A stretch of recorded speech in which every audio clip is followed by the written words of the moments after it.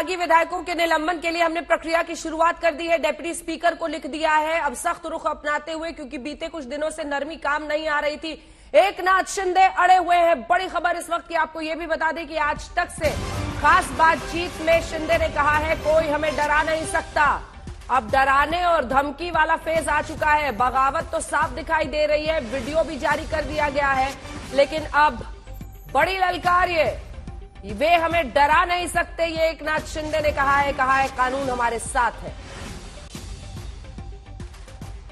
एकनाथ जी, आज तक से बात करने के लिए आपका बहुत बहुत शुक्रिया। सबसे पहला सवाल तो यही है कि कल 12 डिस्क्वालिफिकेशन के पिटिशंस फाइल किए गए हैं शिवसेना की तरफ से।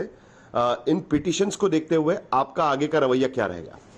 तो देखिए, पहली बात है ये ऐसा पिटिशन करने का अधिकार उनको नहीं है, क्योंकि जो उन्होंने गठनेता चेंज किया है वो उसके लिए गठनेता चेंज करने के लिए पूरे सभी विधायक जो है उनकी मीटिंग बुलानी पड़ती है और मेजोरिटी से गठनेता तय किया जाता है।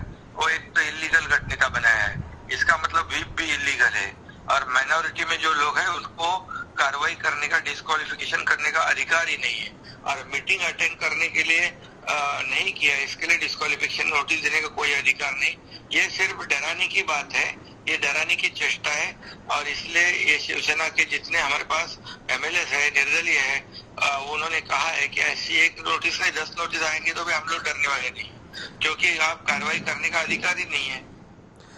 दूसरा ये कल इन्होंने कहा कि जो डिप्टी स्पीकर है उन्होंने हमसे बात करते हुए कहा कि आपके जो हस्ताक्षर है उस पर उनको संदेह है और इसके वजह से आपका दावा वो सुनने को तैयार नहीं है। क्या आपको लगता है कि एनसीपी इसमें आपको अपना गुट बनाने से रोकने की कोशिश कर रही है और इसके वजह से आपका गुट ना बन पाए? ऐसा हमारा 37 का गुट और बाकी निर्दलीय मेगा गुट बनाने, ग्रुप बनाने से हमको कोई रोक नहीं सकता है। देश में डेमोक्रेसी है, कानून है, कॉन्स्टिट्यूशन है, रूल्स है, इसको तो कोई तोड़ नहीं सकता है। और इसलिए ये सिर्फ प्रेशर टैक्टिक्स है, इसमें वो लोग कामयाब नहीं होंगे, क्योंकि हमारे लोग पूरी तरह एकजुट है। हमारे लोगों ने पूरी तरह सोच समझ के ये स्टैंड लिया हुआ है।